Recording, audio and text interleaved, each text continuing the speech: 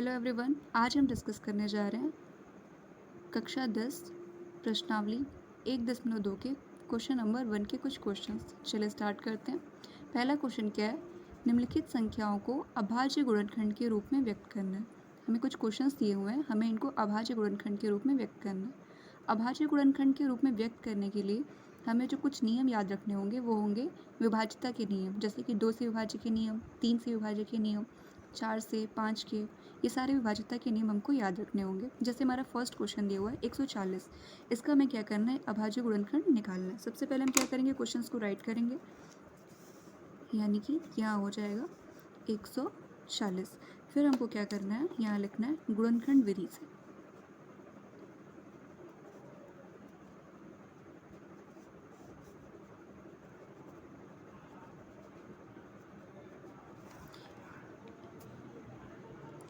इसके बाद हमें इसका अभाज्य गुणनखंड निकालना है। अभाज्य गुणनखंड हमें कैसे निकालना है? सबसे पहले हमें सबसे छोटी संख्या से इसको विभाजित करना है। विभाजित कैसे करते हैं? विभाजित जैसे हम लोग भाग देते हैं नॉर्मली।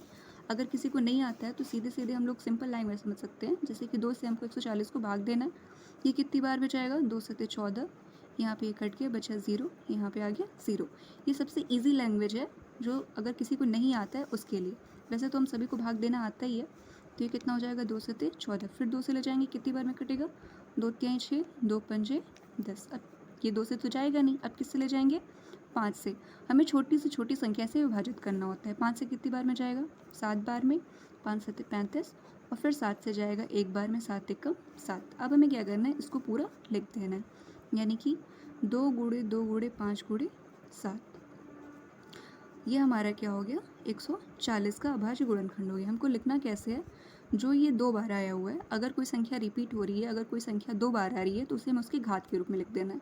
जैसे ये 2 है, कि 2 कितनी बार में आया है? 2 बार में आया, तो 2 के घात हम इसको 2 लिख देंगे, और 5 तो एक ही बार है तो उसको वैसे का वैसे लिख देंगे, 5 गुणे 7। ये हमारा हो गया अभाज्य गुणनखंड।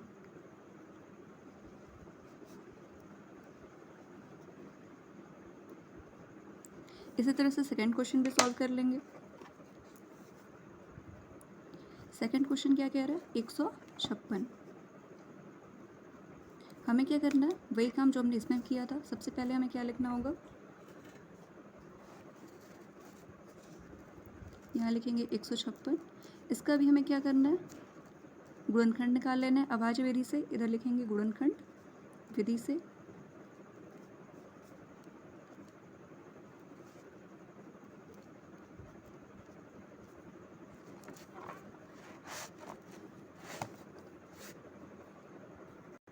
अब चलते हैं नेक्स्ट क्वेश्चन पे। नेक्स्ट क्वेश्चन क्या है? 156। इसका हमें क्या करना है? अभाज्य गुणनखंड निकालना है। लिख लेंगे 156, और यहाँ लिखेंगे अभाज्य गुणनखंड विधि से। गुणनखंड विधि से।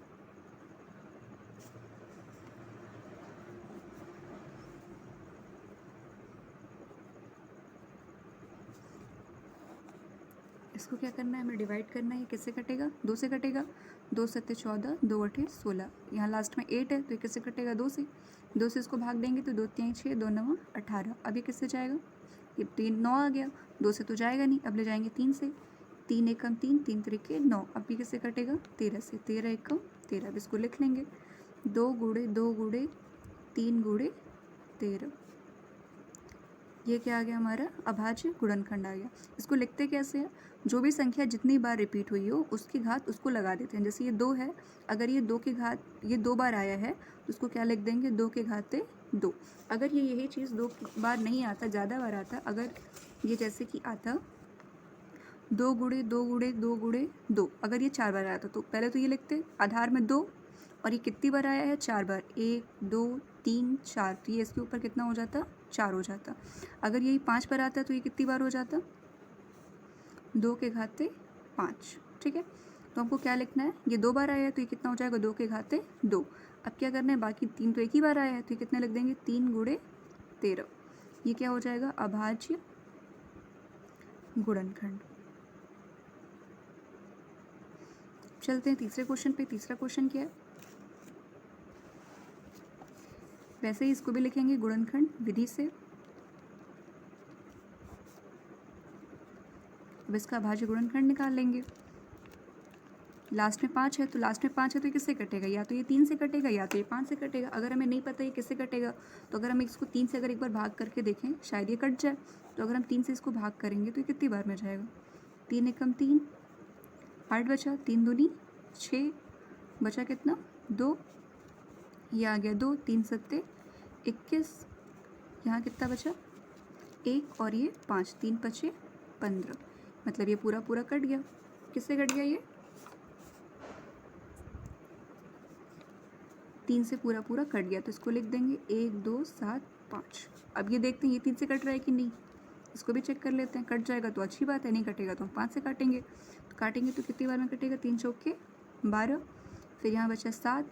अब कितनी बार में जाएंगे? 2 बार भी, 3 दूनी 6, 7 में से 6 गया 1, बचा 5, 3 पचे 15, ये कितना आ गया? 425। इसको कितना लिख देंगे?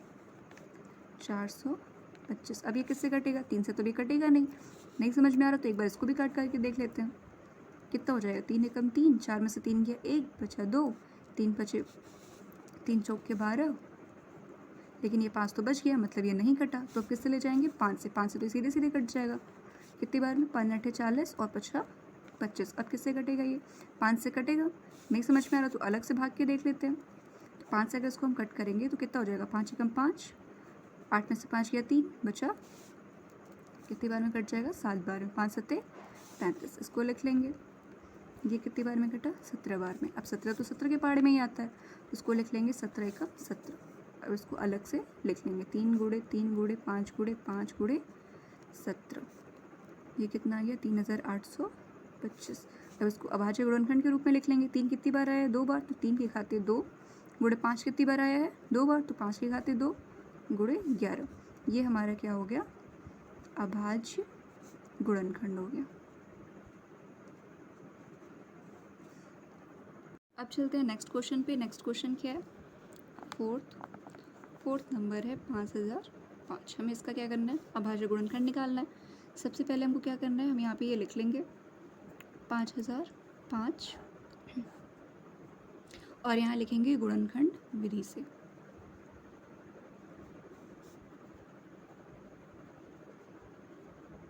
अब हमको क्या करना है? इसको काटना है यानी इसको भाग देना है।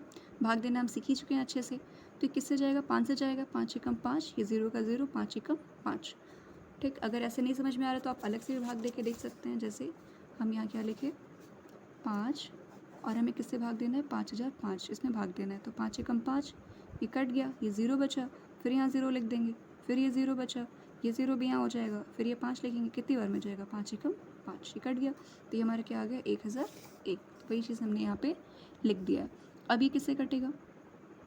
अब अगर हम इसको देखते हैं तो किससे कटेगा? ये 5 से तो अब जाएगा नहीं क्योंकि यहाँ पे 1 है। अब हमें ऐसी संख्या देखनी होगी जिसके काटने में लास्ट में 1 आता हो। तो या तो वो 3 है या तो वो 7 है। अगर हम इसको 3 से काट के एक बार देख ले चेक करने के लिए कि आता है कि नहीं आता है, तो अगर हम 3 से इसको कट करेंगे तो 3 त्रिक 9 हो जाएगा। 10 में से 9 गया बचा 1, ये 0, 3 त्रिक 9, 10 में से 9 गया 1 और ये फिर 1 बच गया, मतलब ये 3 से तो डिवाइड नहीं होगा। अब हम किसी पे जाएंगे? 4 से भी नहीं कटेगा, 5 से भी नहीं कटेगा, 6 से भी नहीं कटेगा। अब चलते हैं 7 पे सीधे। 7 से अगर हम इसको भाग देते हैं 1001 को, तो 7 एकम 7 कितना आ जाएगा? ये 10 में से 7 गया बचा 3, ये आ गया 0, फिर कितनी बार में जाएगा? 7 चौक 28, यहाँ से कितना बचा? 2, ये कट गया, यहाँ बचा 1, तो 3 सत्ते यहाँ पे 21 हो जाएगा, यानी कि कट गया। कितनी बार में कटा? 143 बार में। कितनी बार? 7 से, तो इसको लिख लेंगे 7, ये हो गया 143। अब ये 143 किससे कटेगा? 3 से भी नहीं कटेगा, ये 7 से भी नहीं कटेगा। अगर हम आगे देखते हैं 9 से भी नहीं कटेगा, किससे कटेगा? 11 से कटेगा।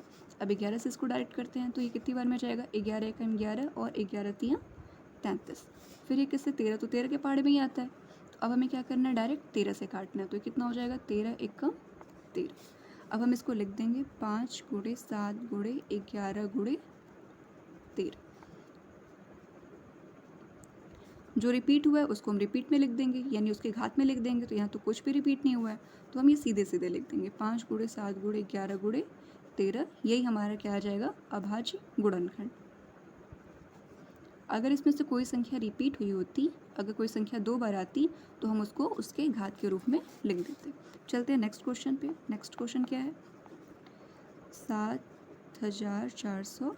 29। हमें क्या करना है, इसका अभाज्य गुणनखंड निकालना है। वैसे ही लिखेंगे जैसे लिखते हैं गुणनखंड विधि से।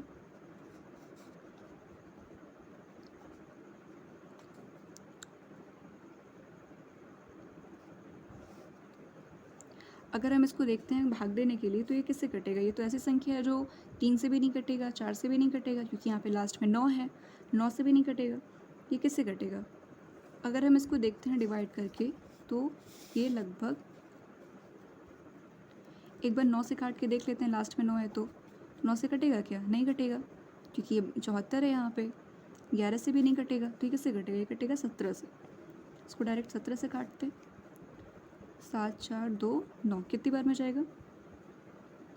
17 चौके 68। यहाँ कितना बचेगा? 14 में से 8 गया 6, यहाँ बचा 2। अब कितनी बार में जाएगा? 17 3 51। अब कितना बचेगा? 2 में से 1 गया 1, 6 में से 5 गया 1, 19। 17 7 119।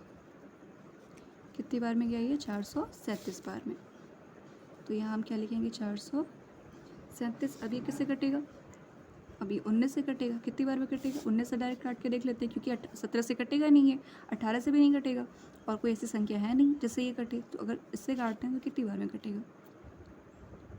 19 दूनी 38। 19 या 57 ज़्यादा हो जाएगा, तो 13 में से 8 गया 5, बचा 7, 19 के 19 और 19 या 57, यानी कितनी बार में कटा? 23 बार में। अब इसको लिख देंगे 23। अब 23 तो 23 के पहाड़ी में ही आता है, तो इसको वैसे का वैसे ही लिख देंगे 23 1 23। अब इसको लिख देंगे जो ये हमारा आंसर आए।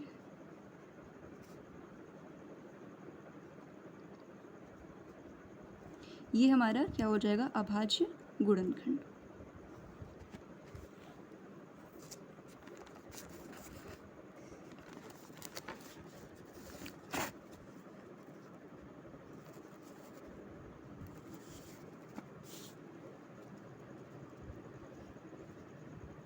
आशा करते हैं आपको ये क्वेश्चंस अच्छे समझ में आए होंगे। अगर नहीं समझ में आए तो फिर से एक बार वीडियो को रिपीट करके ज़रूर देखिएगा।